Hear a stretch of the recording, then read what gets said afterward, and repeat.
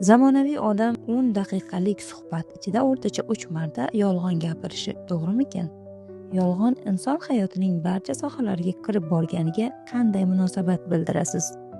Agar siz yolg'onni so'z va ovozdagi turlanish orqali ham aniqlay olmasangiz, qanday yo'l tutganingiz ma'qul bo'ladi?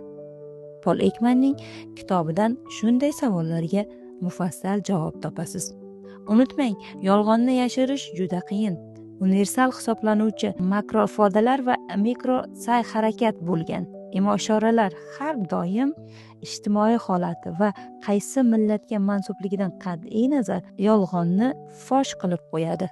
Boshqalar ilg'amagan narsalarga e'tibor berishni o'rganing.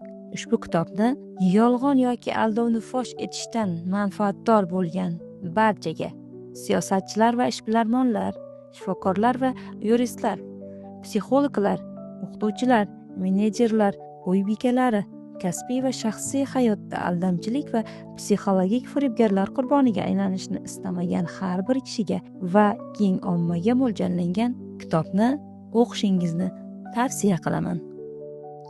Qiziqarli psixologiya. Muallif mazkur asarda yoshlarimizni qiziqtiradigan nihoyatda ko'p savollarni jamlab, maroqli hamda tushunilishi oson qisqa hikoyalar vositasida ana shu savollarga hozirgi zamon bilimini nuqtai nazaridan javob bergan. Darhaqiqat hozirgi zamon kishisi qanday bo'lmog'i lozim? Iroda, xotirani o'stirishning, diqqat e'tiborli bo'lishning yo'li qanaqa? Psixologiya nuqtai nazaridan vijdon, burch va mehr-muhabbat nima? Fikrni masofa orqali uzatib bo'ladimi? Tush ko'rish nima? Ba'zi hayvonlarda ong bormi? Va boshqa shu singari talay savollar hozirgi kunda kimni ham qiziqtirmaydi deysiz. Ushbu qo'llanmada har bir kitobning bevosita o'zi qilib ko'ra olishi mumkin bo'lgan eng oddiy psixologik tajribalar ham kiritilgan bo'lib, ular psixikaning mehnatda va kundalik turmushda namoyon bo'ladigan qonuniyatlarini yaxshilab tushunib olishga yordam beradi. Qo'llanma keng kitobxonlar ommasiga mo'ljallangan bo'lib, sizlarga ham ushbu kitobni o'qishni tavsiya qilaman. Nurjahon Ismoilovaning Ijtimoiy psixologiya nomli kitobi. Ushbu o'quv qo'llanmada shaxs va jamiyat munosabatlariga oid muammolarning boshqa adabiyotlarda yoritilmagan jihatlari kengroq yoritilgan.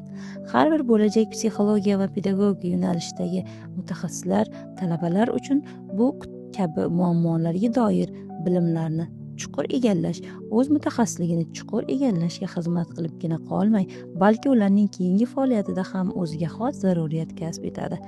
Ushbu o'quv qo'llanmada zamonaviy psixologiyada hozirgi kun uchun dolzarb bo'lgan mavzular imkon doirasida qamrab olingan. Bu mavzularni yoritishda xorij hamda rus psixologiyasi namoyandalarining o'tkazgan tadqiqotlari va qarashlaridan foydalanilgan.